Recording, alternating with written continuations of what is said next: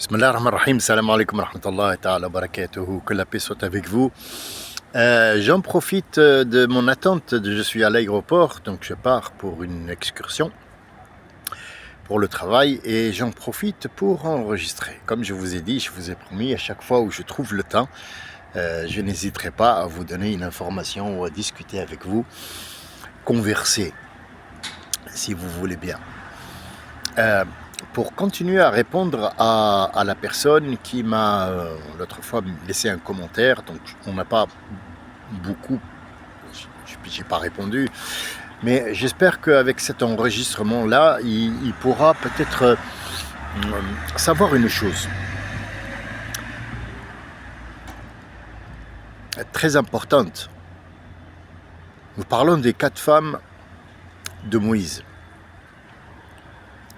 Pourquoi il y a 4 femmes dans la vie de Moïse? Pourquoi on a besoin de ces femmes-là et pourquoi ils sont nombre de 4?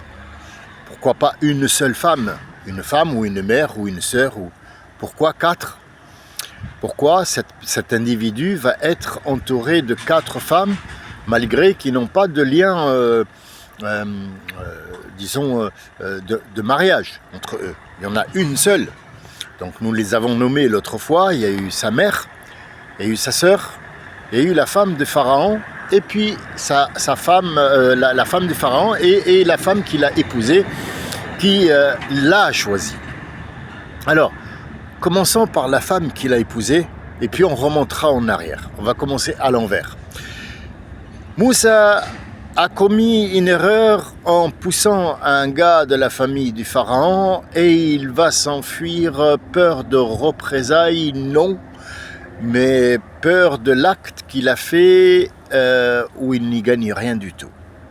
C'est un des fils d'Israël qui habite là-bas, qui a soi-disant volé ou quoi que ce soit. Il s'est fait attraper par l'un des gardes de Pharaon qui était proche de lui, très proche, et que Moussa a voulu défendre puisque Moïse ne comprenait pas en fait quelque chose. Il n'assimilait pas une chose très importante qu'il va comprendre après. Qu'est-ce que Moïse faisait chez le pharaon? C'est la question qu'on peut se poser et qui se peut se poser lui. Il est de Bani Israël. Et Pharaon le faisait manger, le faisait étudier, puisque Moussa aussi a fait des études poussées, non seulement dans l'écriture, mais aussi dans l'histoire, dans l'architecture. Donc il avait un savoir-faire. Moïse avait un savoir-faire que les autres n'avaient pas. Il avait un privilège et il se demandait comment ça se fait que moi je fais partie du caste inférieur et que je me retrouve chez le pharaon avec un privilège. Donc ça c'est le rôle de Essia qu'elle va jouer pour lui donner ce privilège-là, pour qu'il y ait une cause qui justifie sa présence chez Pharaon. Il faut que Essia soit l'intervenante numéro 2. Sa femme, c'est la fille de Chouaïb. Chouaïb, c'est le prophète qui a été envoyé en ce temps-là aux Arabes, puisqu'il faisait partie des 4 Arabes, dont Salah, Houd, Chouaïb et Mohammed sallallahu alayhi wa sallam. Chouaïb était envoyé pour un peuple et pour juste sa tribu, si vous voulez. Bon, la tribu, elle peut aller jusqu'à 100 000 personnes. Et elle peut aussi contenir 3 ou 4 ou 5 personnes non plus aussi. Donc en fait, il ne faut pas tenir compte du nombre, mais il faut tenir compte de cette tribu. Qu'est-ce qu'elle rapporte? Voilà, donc Chouaïb est venu à un certain moment où il n'y avait pas encore, disons, la Mecque n'était pas encore aussi prospère que ça. Elle existait, il y avait des gens qui allaient mettre leur divinité là-bas, mais elle n'était pas aussi prospère. Donc Chouaïb, son peuple était les gens qui faisaient al-i'tikar en arabe littéraire. C'est, si tu veux, il coupe le lait avec de l'eau, il coupe le vin avec de l'eau, il faisait toutes sortes de manipulations concernant les produits qu'il vendait, et aussi ils attaquaient ou ils prenaient des choses qui n'étaient pas eux. Donc le message était clair, net et très précis. C'était un prophète qui s'appelait Chouaïb qui leur a dit attention, vous allez subir de graves ennuis si vous continuez vos pratiques. Et donc effectivement ils ont subi Donc ils sont aux frontières de Saba, dans le Yémen, entre le Yémen, en fait dans ces environs-là, en haut, en Arabie. Bon, bref, l'endroit exact, vous savez qu'il n'y a pas de géographie dans le Coran parce que les continents changent, les places changent, les villes changent. Même en pleine ascension, l'islam a pris Yathrib, qui était un village tout simple. Et ce village-là, appartenait en appartenance, ça veut dire c'est des propriétés aux Juifs de l'époque qui étaient là-bas, Yahoud ou Yathrib, c'était leur berceau où ils faisaient leur commerce et ainsi de suite. Donc il a été donné par Dieu à Mohammed pour qu'il puisse faire une Médine, pour qu'il puisse prospérer dans cet endroit-là et non pas dans la Mecque. Mais restons avec Moïse. Moïse, il va aller à Shuaïb, s'enfuir, et là, à ces frontières-là, le pharaon n'avait pas la main aussi longue que ça, donc il s'arrête dans un puits où il y a des gens qui abreuvent, qui donnent un breuvage à leurs troupeaux, et donc il y avait énormément de troupeaux, et juste tout au fond, il y avait 2 femmes, et les seules femmes uniques jeunes filles, avec un tout petit troupeau de moutons, ils étaient là. Donc il est venu les voir. Moïse était quelqu'un de chevaleresque, donc 2 femmes au milieu de tous ces troupeaux, tous ces hommes, ils ne passeront pas. Donc il va utiliser un petit peu sa force, et il va les voir. Qu'est-ce que vous faites là? Il a dit, notre père est une personne très âgée, et nous sommes là, et nous attendons que les hommes puissent donner à boire à leurs troupeaux, et nous serons les dernières servies, puisque nous sommes des femmes. Donc il pousse tout le monde, il impose sa carrure et sa statue d'homme viril, et il va absolument leur donner une petite leçon à ces hommes, leur dire que 2 jeunes filles, normalement c'est eux qui passent avant et qui rentrent, et puis après vous restez entre hommes, entre vous, poussez-vous. Et il les pousse parce qu'il avait quand même une force assez impressionnante. Il avait la taille de 2 mètres quand même, hein, 2 mètres et quelques apparemment, mais bon, les quelques, on va les mettre de côté. 2 mètres, c'est déjà pas mal, avec beaucoup de muscles. C'était quelqu'un qui était assez fort et corpulent. Donc il va leur donner à boire à leurs animaux, il va leur remplir l'eau, et il va après se mettre sous un arbre pour un petit peu... se reposer, et il va faire un dua. Ya Rabbi, je suis là, j'ai fait une bêtise, j'ai tué quelqu'un, mais je n'avais pas l'intention de la tuer, je l'ai juste poussé, je n'avais pas calculé ma force. Et là, si tu veux me punir, punis-moi, mais si tu veux m'ouvrir, ouvre-moi. C'est un dua que je vous donnerai peut-être la prochaine fois. De toute façon, il est dans Sourate Taha, vous trouverez. Et là, d'un coup, il y en a une des 2 qui vient de loin, et Dieu nous décrit sa démarche. Elle marchait avec timidité, et elle se couvrait le visage, et elle a dit, notre Père voudrait te récompenser pour ce que tu as fait pour nous, et donc si tu veux bien me suivre, mon Père t'invite juste pour manger et te récompenser. Donc il lui dit, tu marcheras derrière moi. Il y a des gens qui vont me dire, ouais, on voit pas trop le sens. Le sens, on le voit pas trop. Pourquoi marche derrière moi? C'est qui connaît l'endroit? C'est la fille ou c'est Moïse? Donc il va lui dire, marche derrière moi, et tu me dis où je dois tourner, je tourne. Quand il arrive, il trouve Shuaïb. Il lui dit, j'ai entendu ce que tu as fait pour mes enfants, moi je suis Shuaïb, raconte-moi ton histoire. Il lui raconte, il lui dit, n'aie pas peur, ici il ne t'arrivera rien du tout. Par contre, je voudrais te récompenser, mais est-ce que ma récompense sera à la hauteur de ce que tu as fait? Je ne sais pas. Mais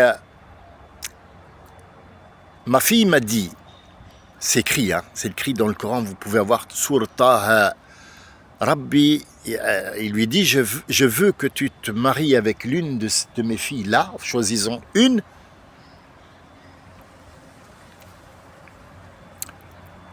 et je t'offre un emploi, le contrat stipule qu'on fait 8 ans.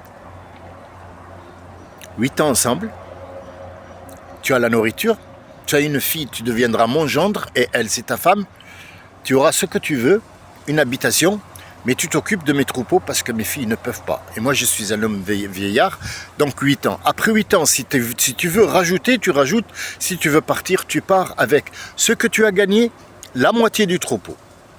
C'était l'accord qui était. Il y en a une qui va se proposer à lui. Écoutez bien, c'est tellement bien fait que parfois on a honte quand on lit des choses comme ça et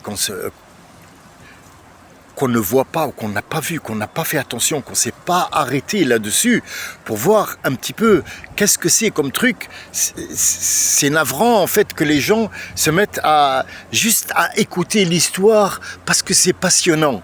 Non, c'est une enquête ouverte.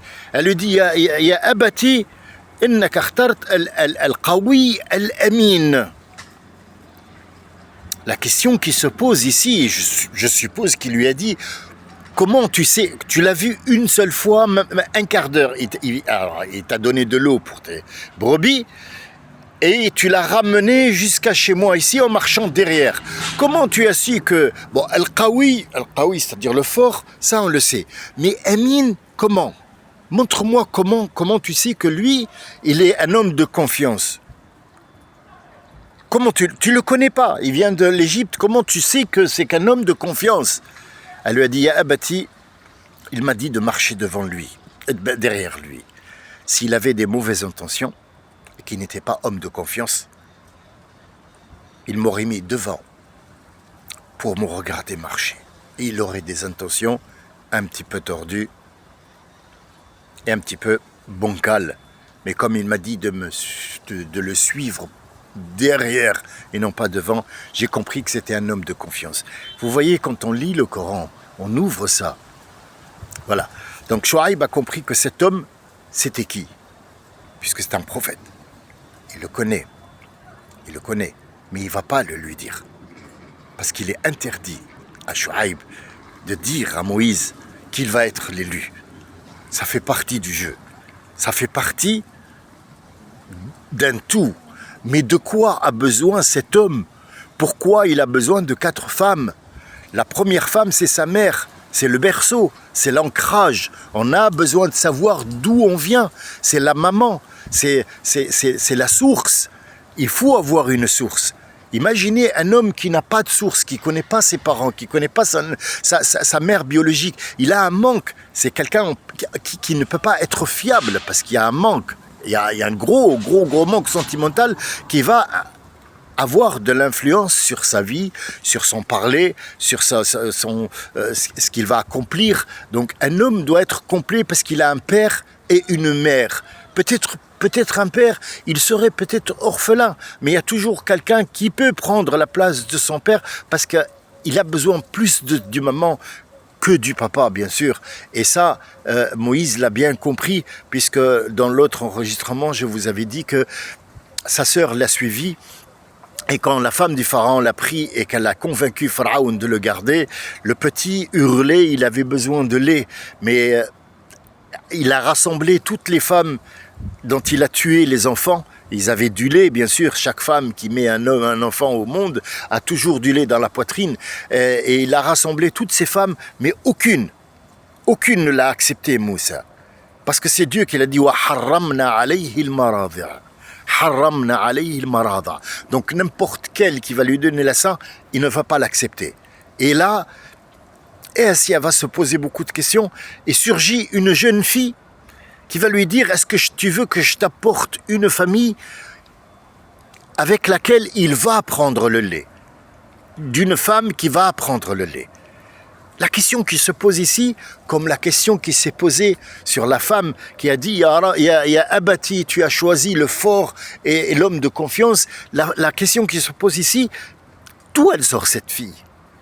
Comment est-ce que la maison du pharaon est sans portier? Il n'y a pas de garde, il n'y a rien. D'où elle sort? Pourquoi elle surgit comme ça dans la cour, en plein dans la maison du pharaon, avec la femme du pharaon? Comment elle est rentrée? C'est ça la question qui se pose. C'est là qu'il faut s'arrêter, c'est là qu'il faut regarder. Il ne faut pas regarder l'histoire comme étant « Ah, c'est passionnant, oh là là, qu'est-ce qu'il raconte bien ?» Mais c'est pas ça le but. Pourquoi ces 4 femmes? Pourquoi? Quel rôle ils vont jouer? Pourquoi 4 femmes? Pourquoi pas 4 hommes? Mais on a déjà parlé des 4 hommes qui sont là. Il y a son frère, parmi les 4 hommes, ils sont là. Il y a son frère aussi. Moïse va avoir tout le matériel nécessaire. Mais c'est quoi le matériel? Est-ce qu'il a besoin de nouvelles chaussures? Il a besoin de nouveaux habits? Il a besoin d'argent? Est-ce que, c'est comme l'Ukraine, il a besoin d'armes pour combattre Poutine? Non. Non, il a besoin d'autre chose. Il a besoin d'être préparé comme étant un être humain qui va devoir affronter un pharaon. Tu me dis par exemple, oui, mais il aurait besoin d'une armée. Pharaon? On n'envoie pas une armée à Pharaon. Le seul et unique qui va voir une armée, l'armée sera de fidèles et non pas de soldats. De fidèles, pas de soldats. Notez bien ça. Ça sera Mohammed sallallahu alayhi wa sallam. Pas pour combattre. Non. C'est pour empêcher ceux qui le combattent à le combattre. Vous avez, je pense, mal interprété l'armée de Mohammed et ses guerriers qui ont donné leur vie en martyrs pour que l'islam existe. Ce n'étaient pas des soldats. Ce n'étaient pas des soldats. Ce sont des bénévoles, des croyants, et ce sont des musulmans. Ils défendent leur cause. Ils ne défendent pas Mohammed sallallahu alayhi wa sallam. Leur but, c'est aller au paradis avec Mohammed. Ce n'est pas le but de prendre des butins. Celui qui vous a dit que Mohammed a utilisé la force ou a tué des gens, je pense qu'il a mal lu, mal compris aussi. Donc Moussa ici avait besoin de stabilité. Et Chouaïb l'a bien compris. Il faut d'abord qu'il se remette de tout ça et qu'il reste avec des brebis 8 ans. Or, Moussa va rajouter 2 ans de lui-même, mais il va vouloir retourner voir sa mère, voir son frère et voir sa sœur avec laquelle il a eu une complicité, puisque Moïse, il a été, comme je vous ai dit, brûlé au 3e degré dans la main et dans la langue, et donc la seule personne avec qui il était bien, c'est sa sœur Mariam. Et non pas Marie, la mère de Jésus, non. La sœur de Moïse, qui s'appelle Marie aussi, Maryam, c'est la sœur Bint Imran. C'est pour ça qu'il y a confusion qu'on dit Marie, la fille de Amran. On parle pas de Marie, celle-là. On parle de Marie, la sœur de Moussa. Stabilité, repos, reprise de conscience, ouverture d'esprit, préparation. Préparation à quoi? Préparation pour entrer dans cette bulle qui l'attend dans le désert, puisqu'il va traverser le Yémen pour rejoindre l'Égypte et aller voir sa maman. En aucun cas, il aurait imaginé une seconde trouver encore le pharaon vivant, puisque c'est le seul pharaon, Ramsès II, qui va vivre 97 ans à la tête de l'Égypte. 97 ans. Donc pour lui, 10 ans, normalement, il y a prescription. Pour lui, en 10 ans, ils l'ont oublié et il va rentrer discrètement en Égypte pour voir sa mère, voir son frère, sa sœur, avec lequel, je vous ai dit, il a une complicité qui va jouer un rôle décisif. Et d'ailleurs, elle a joué le rôle quand elle a amené sa maman pour qu'elle lui donne le truc. Et ça, c'est une promesse de Dieu. Il lui a dit, je vais te le rendre. mets-le dans le panier, je vais te le rendre. Il lui a rendu dans la journée elle-même, donc le soir, elle lui a donné le sein, donc elle n'est jamais sortie de chez le pharaon, donc grâce à Moïse, sa sœur et sa mère venaient quotidiennement et vivaient parfois de temps en temps dans dans le temple, si vous voulez, ou le palais du pharaon. Ils mangeaient à leur guise. Ils se promenaient à leur guise, ils étaient bien reçus parce que Essia les accueillait très bien, parce qu'elle considérait que ce petit était son fils. Mais au fond d'elle, elle savait qu'il y avait un lien qui liait cet enfant à cette dame dont il a accepté le sein parmi des centaines qu'elle lui a présentées, et cette fille aussi à qui on n'a pas posé la question comment tu es rentré ici, sachant qu'il y avait des gardes partout. Comment tu es rentré? C'est ça la question qu'il faut se poser. Il y a énormément de choses. C'est une enquête ouverte. Chaque mot, chaque mouvement qu'a vécu Moussa est un enseignement. Alors, est-ce que j'ai assez expliqué? Non. Non, je n'ai pas assez expliqué. Donc on va revenir sur ces 4 femmes, Inch'Allah, sachant que je pars en voyage, mais où j'aurai la possibilité de vous parler, je vous assure que je ne louperai pas une seule seconde. Là, mon avion m'attend. Je vous laisse, Inch'Allah, avec ces 4 femmes pour analyser un petit peu leur présence et le rôle qu'ils vont jouer. Et puis on reviendra à Moïse, puisqu'il va rentrer dans cette bulle, dans ce désert. Et on verra ce qui se passe après, Inch'Allah. Wassalamu alaikum wa rahmatullahi ta'ala wa barakatuh. Je me souhaite un bon voyage et je vous souhaite à vous une très bonne journée. Assalamu alaikum wa rahmatullahi ta'ala wa barakatuh.